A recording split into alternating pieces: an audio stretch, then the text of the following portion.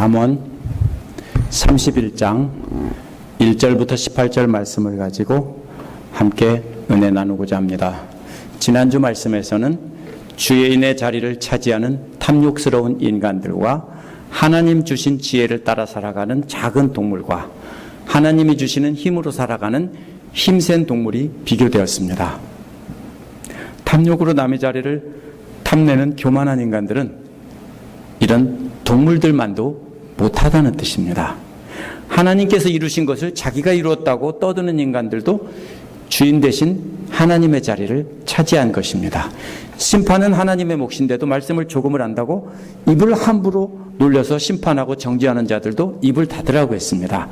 왜냐하면 역시 왕의 자리를 차지한 종이나 왕비가 된 여종과도 같다라고 하는 말씀이 지난주 말씀이었습니다.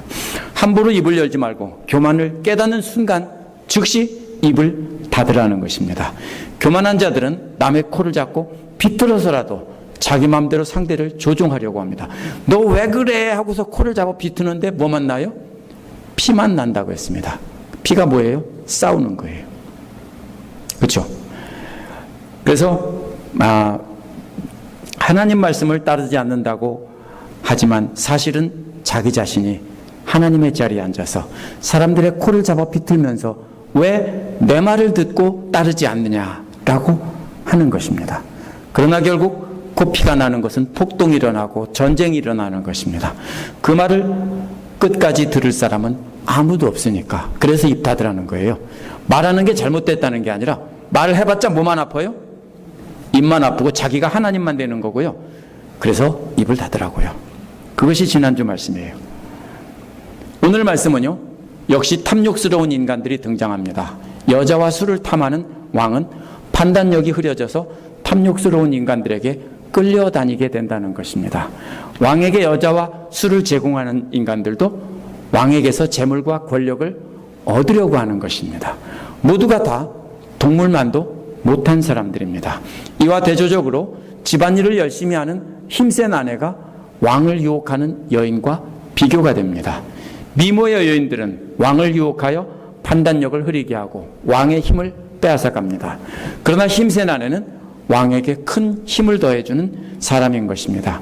오늘 말씀을 보면서 우리는 어떻게 하면 탐욕을 따라 살지 않고 하나님의 주신 지혜를 따라 순종하는 삶을 살지 다시 한번 생각해 보겠습니다. 1절부터 9절에 보면 화려한 여자들과 술을 위해서 입을 열지 말라고 했습니다. 먼저 화려한 여자들과 술을 가까이 하지 말고 가난한 사람들과 도움이 필요한 사람들에게 가까이에서 도우라는 내용이 나옵니다. 르무엘이 누군지는 알 수 없습니다. 31장 30절에 보면 주님을 경외하는 여자라는 말이 있는 것을 볼 때 르무엘의 어머니는 르무엘은 또 유대교로 개종한 이방인임에 틀림없습니다. 왜냐하면 주를 경외하는 자라는 것은 이방인들이 개종해서 하나님을 믿게 된 사람을 말하는 것입니다. 그래서 유대교로 개종한 사람일 것입니다. 2절에 보면 내 태에서 나온 아들아 라고 다정하게 부릅니다. 그렇죠? 집사님들도 아이들 보면은 내 태에서 나온 아들아 이렇게 말하고 싶죠. 다정하게 부르는 것입니다. 또 뭐라고 했습니까? 서원을 하고 얻은 아들아 라고 부르는 것을 봐서 이 여자는 아들을 낳지 못하다가 하나님 앞에 한나처럼 서원을 하고 얻은 아들인 것 같습니다. 그래서 아들을 낳으면 여호와의 말씀을 따르는 신실한 사람으로 키우겠다고 서원을 해서 얻은 아들일 것입니다. 아이를 낳지 못하던 여자가 서원 기도를 하고 얻은 아들이기에 하나님 말씀대로 키웠을 것이고 이제 다 큰 아들에게 하나님 말씀대로 하나님만 의지하며 살아라 하고 충고하고 있는 것입니다. 어머니는 3절에서 여자에게 너의 힘을 쓰지 말아라라고 했습니다. 원어는 여자들에게 힘을 주지 말라는 것입니다. 너의 힘을 주지 말라. 이건 한국말에서 오해하기 쉬운 말인데요. 원어에서는 그런 뜻이 아닙니다. 힘이라는 말은 구약성서에서 재산이나 군대를 뜻합니다. 구약성경 다 찾아보면 대부분 재산 아니면 군대예요. 왕권은 재산이나 군대로 평가되는 것입니다. 누가 힘이 센 왕입니까? 재산이 많고 군대가 많은 솔로몬이 뭐예요? 금으로 된 방패가 뭐 몇 개가 있었다 이런 게 나오면 뭐예요? 그 왕권이 대단했다라는 거예요. 그런데 그 재산이나 권력을 여자들에게 나누어 주지 말라는 것입니다. 이것은 여자들한테 힘 빼지 말라 그런 뜻이 아니고요. 왕이 가진 자기의 재산과 권력을 여자들한테 넘겨주지 말라는 거예요. 왜요? 여자들은 왕비가 아니에요. 이 여자들은 뭐냐면 혼인관계에 있지 않은 많은 여자들이에요. 누가 줬을까요? 신하들이나 이웃나라 왕들이나 이런 사람들이 왕을 어떻게 하려고? 이용해 먹으려고 예쁜 여자를 보내줍니다. 그러면 그런 여자들은 가만히 있지 않지요. 명령을 받고 왔으니까 왕하고 조금 친해지면 왕한테 뭔가 해달라고 하겠죠. 안 해주면 나 집에 갈 거야. 그렇겠죠. 그러다 보니까 그들에게 뭡니까? 재산과 권력 등 많은 것을 이렇게 준다는 뜻입니다. 그래서 그렇게 여자들한테 넘어가서 여자들에게 빠져 살면서 그렇게 정신을 잃고 넘겨주지 말라는 겁니다. 우리 남자들이 다 그래요. 왜요? 빠지면 뭐예요? 다 주죠. 있는 거 다 주고 다 내주고. 그렇죠. 저도 다 줬어요. 그렇죠? 뭘 줬는지 모르지만 그런 것이 바로 뭐예요? 이 조언하는 거예요. 그런 여자들의 미모에 빠져서 여자들에게 빠져서 정당하게 줄 건 주는 건 맞는데 그게 아니라 잘못된 것을 주는 거예요. 주지 말아야 될 재산이나 주지 말아야 될 권력을 여자들한테 넘겨주는 것입니다. 사극에도 보면 그런 장면이 많이 나오죠. 여기 한마디 더 붙이는 것이 뭡니까? 너의 길을 맡기지 말아라 라는 것입니다. 원어는 역시 너의 길을 주지 말라는 것입니다. 길이 뭐예요? 사람들에게 쓰일 때는 행하는 행동, 그런 거예요. 하나님 말씀을 따라가는 게 길이고 잘못된 것을 따라가는 게 잘못된 길로 가는 거예요. 그러면 왕은 뭐예요? 왕이 행하는 일, 그 정치 이런 걸 말하는 거예요. 여자들과의 성관계를 통해서 친밀한 관계가 되면 재산을 달라고 하고 권력을 가지려고 합니다. 여자들은 거기서 멈추지 않고 뒤에서 뭐를 해요? 왕을 조종하려고 하고 나중에는 여자가 뭐예요? 뒤에 앉아서 다 조종을 해요. 그렇죠? 사극에도 그런 게 많이 나와요. 그런 소리예요. 그래서 여자들은 뒤에서 왕을 쥐락펴락 다 합니다. 그게 길을 맡기는 겁니다. 왕은 앉아있는데 여자가 오늘은 이 사람 이렇게 해주세요. 그러면 그대로 해주고 안 그러면 바가지 긁으니까 그런 겁니다. 그래서 왕을 자신의 성적인 매력에 빠지게 해서 왕을 사로잡은 뒤 뒤에서 왕을 조종하려고 하는 여자들이 있습니다. 그래서 길이란 왕이 행하는 일이기 때문에 나라를 통치하는 일입니다. 여자들이 뒤에서 나라를 통치하게 하지 말라는 것입니다. 그런 여자들은 왕도 파괴한다는 것입니다. 그렇기 때문에 재산과 권력뿐 아니라 나라를 통치하는 일들도 주면 안 된다는 것입니다. 여자다움에 경고하는 것이 술입니다. 4절은 르무에라라고 간절히 부르면서 임금에게 적합하지 않은 일이 있다라고 말합니다. 이는 왕을 위한 것이 아니다라는 뜻인데 두 번이나 반복해서 말합니다. 왕을 위한 게 아니다. 포도주를 마시는 것은 왕을 위한 것이 아니고 독주를 좋아하는 것도 역시 왕을 위한 것이 아니라는 겁니다. 6절은 만약 왕이 술을 마신다면 법을 잃어버리고 억눌린 사람에게 판결을 불리하게 할까 두렵다는 것입니다. 술 취해 살면 고통받는 백성들의 어려움을 잊고 술을 대접한 사람들의 말만 듣고 그들의 말을 따라 잘못된 재판을 한다는 것입니다. 공의로 재판하지 않고 뇌물 받고 재판한다는 뜻입니다. 공통점이 뭡니까? 둘 다 정신을 혼미하게 하는 겁니다. 여자도 뭐예요? 여자한테 정신을 다 뺏겨서 지 생각 없고 여자만 쳐다보고 살게 돼요. 술도 마찬가지예요. 취하면 뭐에 빠져 살아요? 술에 빠져 산다고요. 그러니까 이 두 가지는 가까이 하지 말고 끊어버려라. 뜻은 뭐예요? 올바르게 나라를 재판하고 다스리라는 뜻입니다. 6절에 보면 독한 술은 죽을 사람에게나 주라고 했습니다. 이 말은 무슨 말이냐면요, 굶어 죽는 사람에게 주라는 말입니다. 근데 밥 대신 독주를 주라는 뜻이 아니고 굶어 죽어가는 사람이 고통을 잊기 위해 독주를 달라고 하면 주라는 겁니다. 이 사람은 죽는 거예요. 죽는데 죽어가는 사람이 굶어서 죽어가고 있는데 그때 독한 술 먹고 나 편히 잠들게 해달라, 안락사 하는 것처럼 하게 해달라, 이런 거예요. 그럴 때 주라는 거예요. 그런 때는 독주는 쓸모 있다는 거예요. 그래서 죽어가는 사람에게 몰핀을 주라는 말과 똑같은 말입니다. 그렇게 감각을 무디게 하고 고통을 잊게 하기 때문입니다. 포도주는 마음이 아픈 사람에게 주라는 것입니다. 독주는 죽어가는 사람의 육신의 고통을 잊게 해준다고 했는데 포도주는 마음의 고통을 잊게 해준다고 했습니다. 포도주는 그렇게 독한 술이 아니에요. 더군다나 물 타서 마셨기 때문에. 근데 어떻게 돼요? 마음의 고통을 잊고 금방 즐거워져요. 그죠? 알코올이 좀 들어가면 기분이 좋아지죠. 술꾼들이 왜 술을 마십니까? 그래서 마셔요. 7절은 그렇게 독주와 포도주를 주면 그가 가난을 잊을 것이고 죽어가는 그 고통을 더 이상 기억하지 않고 잊어버릴 것이라는 겁니다. 차라리 그런 사람한테 주면 도움이 된다는 뜻이지, 이거는 그런 사람들한테 술을 꼭 주라 이런 뜻이 아니에요. 네가 그런 거 마실 수 있으면 차라리 그런 사람에게나 주고 너는 마시지 말라는 뜻입니다. 대신 왕이 해야 될 일이 8절에 나옵니다. 원어에서 8절은 입을 열으라는 말로 시작합니다. 앞에서는 왜 열었습니까? 술 마시려고 열었습니다. 그런데 이제는 술이 아니라 말 못하는 사람을 위해 입을 여는 것입니다. 여기서 말 못한다는 말은 진짜 말을 못하는 게 아니라 지식이 없어서 재판관 앞에서 자기가 무죄라는 것을 증명하는 말을 하지 못하는 것을 말합니다. 무식한 사람들이에요. 지식이 없는 사람들이라 자신의 억울함을 조리 있게 호소하지 못하기 때문에 그런 사람을 위해서 대신 말해주라는 것입니다. 술을 마시려고 열었던 그 입을 열어서 이제는 억울한 일을 당하는 사람을 대신해서 말해주고 그 사람들이 억울한 일을 당하지 않게 하라는 것입니다. 그들의 어려움을 풀어주라는 것입니다. 이게 왕이 해야 될 일이라는 것입니다. 9절은 공의로운 재판을 하고 입을 열어 억눌린 사람과 궁핍한 사람들의 판결을 바로 하라고 했습니다. 이 공의로 재판하는 게 뭡니까? 올바른 재판을 한다는 뜻입니다.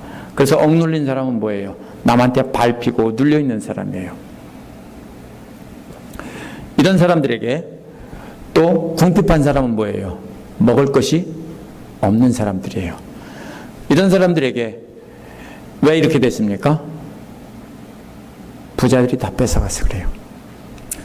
위대한 로마 제국이 어떻게 해서 된 줄 아십니까? 옛날에는 고대는 다 가난해서 먹을 게 없었어요. 우리나라도 가난하고 일본도 가난하고 중국도 가난하고 다 가난해요. 먹을 게 없어요. 근데 어떻게 해서 부자가 되고 잘 사느냐? 남의 나라 거 뺏어와서 그래요. 그죠? 배를 타고 다니면서 다 뺏었어요. 영국에 가면 엄청난 유적들이 많이 있어요. 17세기, 18세기 이런 때 지어진 건물들, 엄청난 건물들이죠. 그게 다 어디서 왔어요? 대영 제국 박물관에 엄청난 유물들이 있어요. 프랑스 루브르 박물관에 엄청난 유물들이 있어요. 그게 다 어디서 온 거예요? 다 도둑질해 온 거예요. 그렇죠? 다 뺏어온 거예요. 그렇게 해서 잘 살았다고요. 그러면 여기서 고대에 억눌린 사람들은 뭐를 잘못해서가 아니라 힘있고 권력 있는 사람들이 다 뺏어가기 때문에 그렇게 되는 거예요. 그러면 왕이 뭐를 해야 돼요? 못 뺏어가게 하고 그 사람들을 보호해 줘야 되는 거예요. 그런데 왕이, 이런 신하들이 뭐를 해요? 왕에게 예쁜 여자 갖다 바치고 비싼 술, 독주, 포도주, 뭐 명품, 뭐 제가 술 이름은 모르지만 하여튼 엄청나게 비싼 술, 뭐 300년 된 술 이런 거 갖다가 바치면서 잘 봐달라고 하는 거예요. 그럼 어떻게 해요? 먹으면 해줘야죠. 그래서 잘못된 재판을 하고 하는 것을 말하는 것입니다. 그래서 어머니는 왕에게 술 먹지 말고 여자 가까이 하지 말고 맑은 정신으로 똑바로 가난하고 억눌린 사람을 위해서 정의로운 재판을 하는 왕이 되어라. 그러려면 뭐부터 해야 된다? 여자에 빠지지도 말고 술에 빠지지도 말아야 된다라는 것입니다. 우리는 간음도 안 하고 술도 안 마시고 왕도 아니니까 이 말씀 나한테 상관없는 말씀이야 라고 하면 안 됩니다. 여자와 술은 올바르게 판단하지 못하는 뇌물입니다. 작은 것도 뇌물이 될 수 있어요.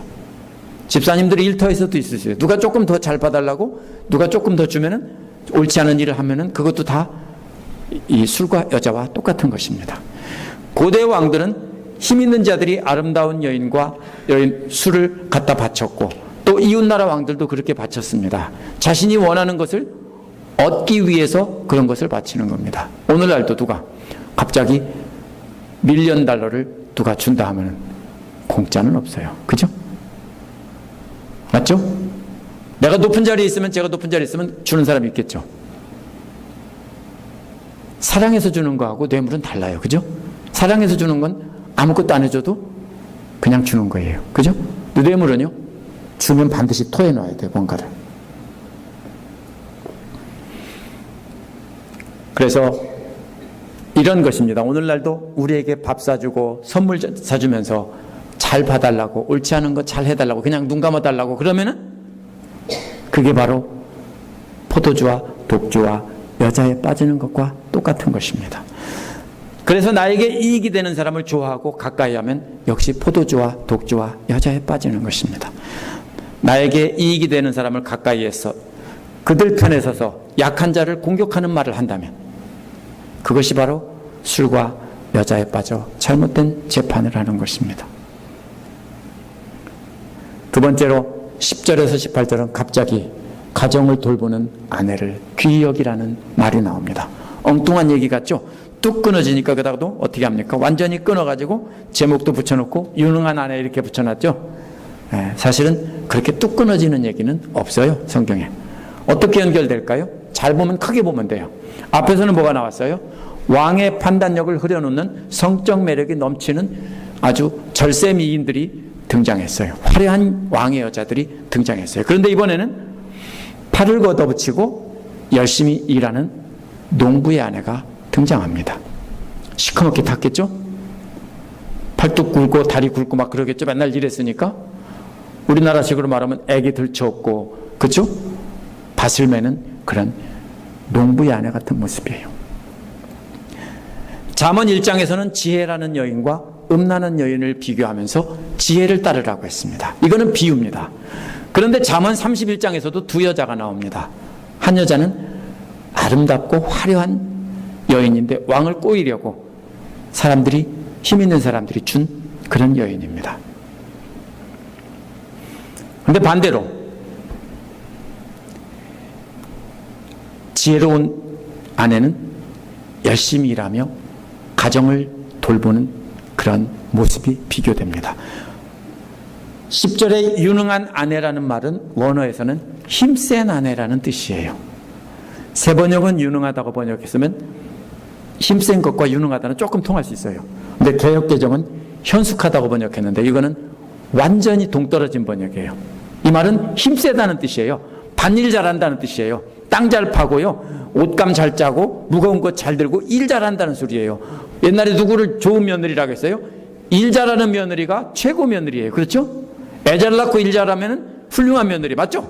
여기서 그런 뜻이에요. 이 여자는 힘센 여자라는 뜻이에요. 근데 뭐가 비교가 돼요? 앞에서는 3절에서는 왕의 힘을 뺏어가는 여자라고 했고요, 여기서는 자기 힘을 써서 남편에게 힘을 주는 여자인 거예요. 하나는 뭘 뺏어가요? 재산과 권력을 뺏어가는 거예요. 왕의 힘인. 근데 이 여인은 뭐를 해요? 남편에게 재산도 주고 권력도 주고 많은 것을 자기 힘으로 제공하는 사람이 이렇게 반대로 비교하면서 연결되고 있는 거예요. 이게 다큐멘터리가 아니에요. 여기서 비교하는 대상은 이야기를 전달하기 위해서 왕 이야기를 하고 또 여인 이야기를 하고 술 얘기를 하는 것이고, 여기서 일하는 농부의 아내를 이야기하는 것은 다 비유로 말하는 거예요. 고대 남자나 여자는 뭘로 매겨지냐면요, 힘으로 매겨져요. 저 같으면 별로 가치가 없어요. 왜? 옛날에는 머리로 사람을 재는 게 아니라 힘으로 재거든요. 그래서 일꾼을 부를 때 뭘로 해요? 밥 먹여보고 밥 먹는 거 보고 일꾼을 부른다고 하죠. 밥 잘 먹는 사람이 일 잘해요. 그렇죠. 밥 많이 먹는 사람이. 그래서 힘이 바로 그 사람의 가치가 돼요. 그렇기 때문에 힘이 센 여자라는 말은 가치가 높은 여자예요. 값이 많이 나가는 여자라는 말로도 쓰였어요. 특히 팔레스타인 지방에서는 아내를 데려올 때 돈을 주고 사왔어요. 오늘날도 똑같아요. 인도에서부터 팔레스타인 지방에서 아프리카까지 이 지역은 다 지금도 아내를 데려오려면 돈 주고 사야 돼요. 아내 값이 없으면 결혼을 못 해요. 왜냐하면 아내가 물건이라는 뜻이라기보다는 부모가 아내를 키우면서 그렇게 해줬으니까 그 값을 부모에게 내주고서 데려오는 것이 맞다라는 것이 그 사람들 주장이에요. 그러면은 그래서 누가 값이 많이 나가는 성능이 좋은 아내를 맞이하겠느냐 이런 뜻이에요. 현숙하다는 뜻이 아니라 누가 일 잘하는 여자를 아내로 맞이하겠느냐 라고 질문한 뒤에 그 값은 진주보다 훨씬 더 많이 나간다고 했어요. 일을 잘하니까. 일만 잘하는 게 아니에요. 그건 소용이 없어요. 어떻게 해야 돼요? 꾸준히 부지런해야 돼요. 그렇죠? 부지런하면서 일 잘하는 사람이 가치가 있는 거예요. 왜 그렇게 가치가 나갑니까? 귀하나이는지 11절부터 설명합니다. 11절은 남편은 아내를 진심으로 믿으며라고 하는 말로 시작합니다. 믿는다는 말은요, 튼튼한 성 같은 안에 있어 완벽하게 안전하다라고 느낀다는 뜻입니다. 남편이 누구를 믿는다고요? 아내를 믿는다는 것은 마음으로 믿는다는 뜻이 아니라 아내에게 자기 몸을 맡기고 안전하다고 생각한다라는 것입니다. 주로 이 말은 어디서 나옵니까? 시편에서 여호와를 믿는다, 여호와를 의지한다는 말로 쓰이는 말입니다. 잠언 1장 33절에서는 오직 내 말을 듣는 자는 평안히 살며 재앙의 두려움이 없이 안전하리라 해서 안전하다는 말이 믿는다는 말입니다. 또 10장 9절에서는 바른 길로 행하는 자는 걸음이 평안하려니와 해서 평안하다는 말이 믿는다는 말입니다. 이 말의 뜻은 높은 성이 쌓여져 있고 그 안에 편안히 있는 모습입니다. 누가 그렇다고요? 아내가 성과 같다고요. 그래서 아내 안에서 편안히 쉴 수 있다는 것입니다. 그래서 믿는다는 말이 바로 그런 뜻입니다. 시편과 잠언에서는 주로 여호와만 의지하고 살라는 말에서 쓰였는데 딱 하나 예외가 뭐냐면 힘이 센 아내, 여기서 딱 한 번 나옵니다. 다른 경우에 쓰인 것은. 그것은 무슨 말입니까? 아내를 그렇게 믿고 아내에게 실제로 몸을 맡기고 평안을 누린다는 뜻입니다. 아내를 의지하고 산다는 말은 단순히 마음으로 의지한다는 뜻이 아닙니다. 바로 이어서 뭐가 나옵니까? 가난을 모르고 산다라고 했습니다. 성경은 항상 이어서 읽어야 됩니다. 왜? 아내가 부지런히 일해서 돈을 벌어오고 집안을 다 챙기니까 안심하고 편안히 쉴 수 있다라는 겁니다. 집에 들어오면. 아내가 만약 계속 새는 바가지면 어떻게 해요? 죽게 일하고 들어와서도 계속 뭔가를 해야 되고 아내를 보호하는 일을 해야 되겠죠. 그런데 믿고 편안히 살 수 있다라는 뜻입니다. 여기서 가난을 모르고 산다라고 했는데 원어는 전리품이 필요 없다라는 뜻입니다. 전리품이 뭡니까? 전쟁터에서 이기면 주로 뭐냐면요, 시체에서 옷 벗겨온 거예요. 주로. 그리고 식량하고 옷 이런 거예요. 왜냐하면 이게 엄청나게 비싸요. 옷 하나가 몇 달 값이에요. 왜? 한번 생각해 보세요. 제가 입은 옷을 손으로 짠다고 생각해서 실 하나하나 넣으면서 짠다고 생각해 보세요.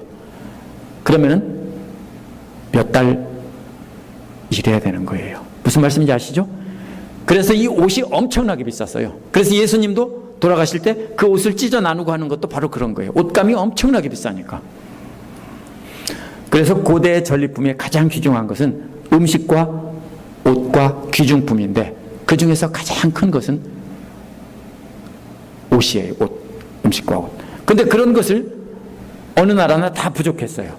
근데 전쟁에서 이기면 적들에게 뺏어와서 나눠줬는데 그게 있으면은 폐가 확 풀리는 거예요. 폐가 쪼이다가 폐가 풀리는 거예요. 입을 옷이 생기는 거예요. 먹을 것이 생기는 거예요.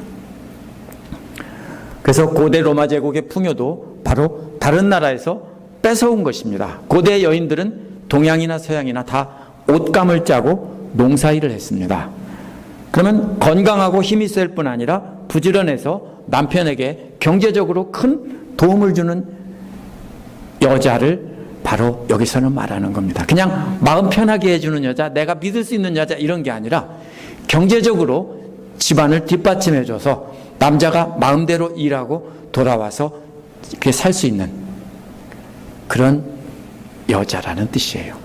힘이 세고 부지런한 여자는, 아내는 경제적인 도움만 주지 않습니다.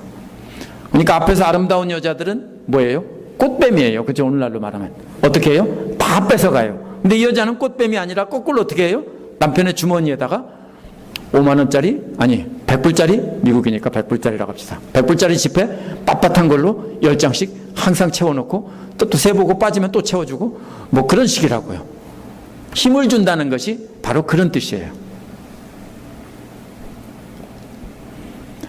또 12절에 보면 그의 아내는 살아있는 동안 선행으로 남편을 돕는다고 했어요. 선행이란 좋다는 말인데 물질적으로 유익을 줄 뿐 아니라 영적으로도 유익을 준다는 뜻이에요. 좋다는 말은 죽는 그날까지 계속 남편에게 경제적으로도 유익을 주고 영적으로도 유익을 주면서 절대로 해를 끼치지 않는다는 뜻입니다.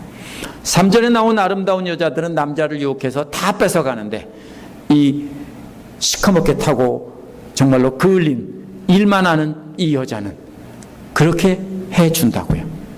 13절부터 힘센 아내가 구체적으로 어떤 유익을 주는지 나열한 것입니다. 먼저 뭡니까? 양털과 사물구에다가 부지런히 손을 놀려 일하기를 즐거워한다. 즐거울까요?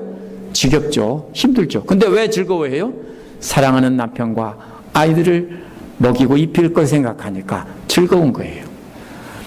3이란 린넨을 짜는 아마라는 것입니다.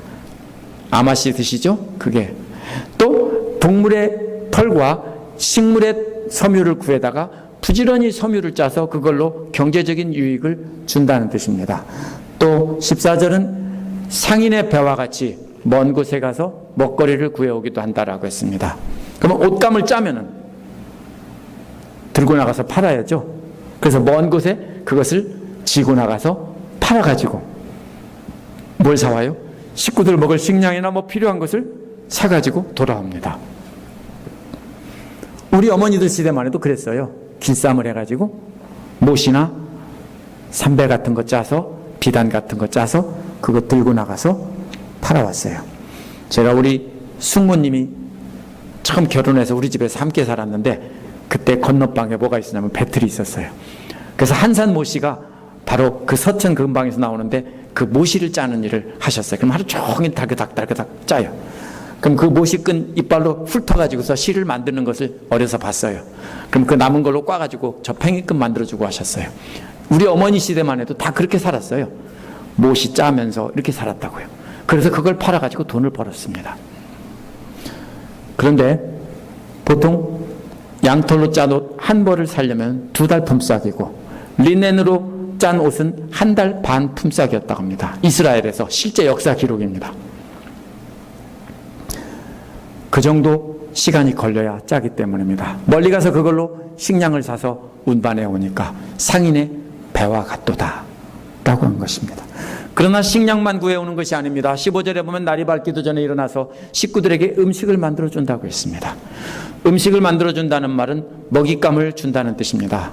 무슨 말이냐면요, 암사자가 사냥을 해다가 새끼들에게 먹잇감을 나눠주는 모습입니다. 엄마가 암사자라고요. 먹잇감을 구해다가 새끼들에게 그걸 다 나눠준다고요. 뭐하고 똑같아요? 오늘날 엄마들하고 똑같아요. 집사님들 모습하고 똑같아요. 다른 데서 일하지만 결국 똑같은 모습이에요. 또 뭐라고 했습니까? 앞에서는 식량을 실어 나누는 배가 되었는데 이번에는 먹잇감을 구해서 나눠주는 암사자가 됐습니다. 또 여종들에게는 일을 맡긴다고 했습니다. 여종들에게도 물론 먹을 걸 주겠죠. 먹을 걸 나눠주고 오늘은 이런 일을 해라 이렇게 하는 거죠. 집안 살림을 다 한다는 겁니다. 16절은 밭을 살 때는 살펴보고 사들인다고 했습니다. 농사가 잘 될 땅인지 안 된 땅인지 지혜 있게 잘 살펴보고 구한다는 겁니다. 그렇죠? 집사님들도 집을 살 때는 저도 제 아내 말을 듣습니다. 제 아내가 집 그 집 싫다라고 하면은 안 삽니다. 근데 대부분 성공했습니다. 잘 샀습니다. 이게 무슨 말이에요? 이렇게 경제적인 어떤 활동에서 땅을 사고 이럴 때도 아내가 지혜 있어서 일을 하다 보니까 이 땅은 좋다 나쁘다 이런 걸 여자들이 지혜 있게 안다고요. 또 자기가 직접 번 돈으로 포도원도 산대요. 열심히 일해서 꼽을 쳐놓은 돈 가지고 뭐를 합니까? 남편 몰래 포도원을 탁 샀어요. 그리고 내가 이 포도원을 샀어. 어디서 났어? 내가 이렇게 열심히 일해서 비상금 모아놓은 걸로 샀지. 그죠? 그렇게 하는 겁니다. 이게 지혜로운 여자를 묘사한 거예요. 또 자기 직접 번 돈이란 말은 손의 열매들이라는 뜻이에요. 손으로 옷감을 짜고 옷을 만들어서 판 돈으로 포도원을 사면서 직접 또 포도나무를 심는 모습입니다. 나쁜 여자들은 뭐예요? 남편 있는 주머니도 다 뺏어가서 엉뚱한 데다 쓰고 없애겠죠. 근데 이렇게 지혜 있는 여자들은 이렇게 한다고요. 17절은 허리를 단단히 동여낸다는 말은요, 옷이 기니까 이것을 군인들이 전투할 때 아랍 사람들이 옷을 감싸서 생식기 있는 주변으로 해서 이렇게 해서 묶는 겁니다. 단단히 묶어서 전쟁 준비를 하는 모습입니다. 근데 언제도 그렇게 하냐면요, 일할 때, 험한 일을 할 때는 걷어올려서 묶고 하죠. 옛날에 우리 어머니들도 뭡니까? 허리띠, 괴일띠 같은 걸로 치마를 이렇게 들려서 중간에를 꽉 메고서 그렇게 일하죠. 바로 그런 뜻입니다. 그렇게 용사와도 같이 용감한 아내라는 것입니다. 강한 팔이라는 것입니다. 따라서 현숙한 아내라는 개역개정의 번역은 크게 잘못된 뜻입니다. 이것은 계속 이어지는 것은 여자가 아주 힘있게 열심히 일하는 모습이기 때문입니다. 18절은 사업이 잘 돼가는 것을 알고도 밤에 등불을 끄지 않는다고 했습니다. 갑자기 엉뚱한 얘기하는 것 같죠? 아닙니다. 원어는 상품이 좋다는 뜻입니다. 손으로 2달 동안 열심히 짠 옷감이 품질이 아주 좋아서 높은 값을 받고 잘 팔린다는 뜻이에요. 그 좋은 값에 팔았으면 돈이 많아졌으니까 웃으면서 이제 쉬어야 되겠죠. 근데 안 쉰다는 거예요. 가서 팔아와 놓고 큰 돈을 벌어왔는데 또 다시 뭐냐면은 밤에 또 휘바람 불면서 오늘은 돈 참 많이 벌었다 하면서 또 일한다는 것입니다. 계속해서 등불을 켜놓고 옷감을 짠다는 것입니다. 이런 아내는 어떤 보물과도 바꿀 수 없는 귀한 존재라는 것입니다. 과거에 한국에 있을 때 제 아내도 그랬습니다. 캄캄한 새벽에 일어나서 1시간 반이 걸리는 거리에 가서 출근하고 밤늦게 돌아와서 또 피곤한 몸을 일구고 빨래하고 김치 담그고 아이들 돌보고 그렇게 했습니다. 저는 뭐 했냐? 저도 청소하고 빨래하고 이런 거 그때도 했습니다. 그랬습니다. 제 아내만 얘기가 아니에요. 집사님도 그렇게 살죠. 그렇죠? 카지노 가서 일하시고 딴 데서 일하시고 여러 가지 일을 하시면서 그렇게 아이들 돌보고 또 그렇게 삽니다. 우리 집사님들을 보면 오늘 본문에 나오는 바로 여기 지혜로운 아내와 같은 그런 존재입니다. 그런 아내는 화려한 옷을 입고 유혹하는 음란한 여인과는 거리가 먼 것입니다. 마치 천사처럼, 아니 전사처럼, 천사가 아니고 전사처럼 옷자락을 동여매고 허리를 동여매고 집안일, 밭일을 하느라 시커멓게 그을려서 하나도 매력이 없는 여자입니다. 그런데 이 못된 남자들은 그렇게 일해서 시커멓게 된 여자는 매력 없다고 딴 여자 만나서 바람피면 그거는 죽을 사람이에요. 연병할 사람이에요. 옛날에. 맞아요. 왜? 지금 성경은요, 항상 보면은 그런 아내를 잠언에서 계속 보면은 사랑하라는 거예요. 그죠? 귀한 아내예요. 귀한 줄 알아야죠. 그렇게 귀한 아내를 귀한 존재로 여기며 사랑하며 살라는 것입니다. 오늘 말씀에서 2가지가 비교되는 그림이 확실합니다. 왕에게 재물과 권력을 얻으려고 왕을 유혹하는 꽃뱀과 같은 여자들의 길게 늘어진 치렁치렁한 드레스를 입은 여자들과 그 치렁치렁한 옷자락을 동여매고 열심히 일해서 남편을 돕느라 시커멓게 그을린 농군 같은 그런 여인이 비교됩니다. 르무엘의 어머니는 아들에게 왕에게 여자와 술은 멀리하고 억울한 일 당하는 백성들이 억울한 일 당하지 않도록 공정한 재판을 하라고 했는데 정신 똑바로 차리라는 거예요. 또 정신 똑바로 차리는 게 뭐예요? 아내에 대한 것을 정신 똑바로 차리라는 거예요. 오늘날 우리는 왕이 아니기 때문에 아름다운 여자나 최고급 술을 바치면서 뭔가 얻으려는 신하들이 없습니다. 그렇지만 이 말은 역시 우리에게도 똑같이 적용할 수 있습니다. 우리는 성경을 적용할 때 문자적으로 적용하면 안 됩니다. 그럴 경우에는 말씀에 담긴 하나님의 뜻을 찾아야 됩니다. 하나님이 어머니를 통해서 르무엘에게 말씀하신 것은 무엇입니까?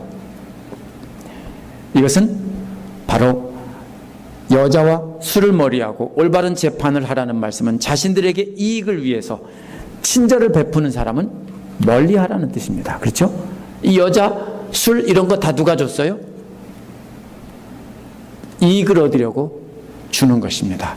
대신 우리가 도와주지 않으면 안 되는 사람들, 죽는 사람들, 어려운 사람들, 그런 사람에게 가고, 뇌물 주면서 우리에게 이익을 얻으려는 사람은 달콤하지만 거부하라는 뜻입니다. 우리가 그러면 해야 될 게 뭡니까? 멀리해야 될 사람은 우리에게서 경제적인 이익이나 명예나 뭔가를 얻으려고 친절하게 하는 사람은 멀리해야 될 사람입니다. 뭔가 떡고물이 떨어지는데 친절하게 하면 그것은 멀리해야 될 사람입니다. 아무것도 안 준다고요? 그래도 뭔가가 줘요. 뭘 줘요? 존경해주고 알아달라고 하면 알아주고, 그래서 뭔가를 잘하고 주는 거예요.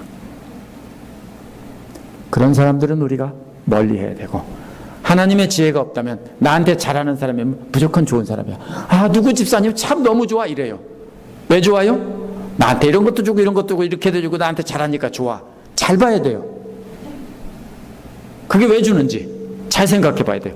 진짜 하나님 마음으로 주면은 다행인데, 그게 아니고 나를 존경하라든지 아니면 내 말을 들어달라든지 뭔가 위에서 군림하려고 한다든지 뭔가 원하는 게 있으면 그것은 뭐예요? 멀리해야 될 사람이에요. 그거 구별 못하면 바보예요. 잘 구별하셔야 돼요. 우리가 르무엘 왕처럼 술 안 먹는다고, 여자 가까이 안 한다고, 남자 가까이 안 한다고 나는 괜찮아 이게 아니에요. 엉뚱한 것에 정신 팔려서 지혜롭지 못하게 다른 사람에게 이용당하고, 하나님의 사람들은 알아보지 못하고, 그런 사람들은 나에게 책망하고 듣기 싫은 소리만 한다고 괜히 멀리하고, 달콤한 말로 유혹하면서 뭔가 빼먹으려고 하는 사람들만 가까이 하는 사람들은 바로 이 르무엘 왕 어머니가 말하는 그런 어리석은 사람이에요. 반대로 우리도 상대에게 이익을 얻으려고 여자와 술을 갖다 바치는 행동을 하지는 않는지 생각해 봐야 됩니다. 힘이 있고 잘 사는 사람에겐 친절하게 하면서 그런 사람들과 어울려야 수준이 높아진다고 생각하고 있다면 우리도 역시 탐욕에 눈이 먼 사람들인 것입니다. 잠언 전체에서 계속 강조하는 것은 탐욕입니다. 참 지혜, 어리석은 탐욕에 빠져서 여자에게 끌려가고 하는 그런 어리석은 사람과 하나님의 지혜를 따라 사는 지혜로운 사람이 계속 비교되는 것입니다. 우리도 그렇게 산다면 탐욕에 눈이 먼 미련한 사람입니다. 가난하고 억눌린 사람들이 귀찮다고 멀리한다면 우리 역시 탐욕에 눈이 먼 사람입니다.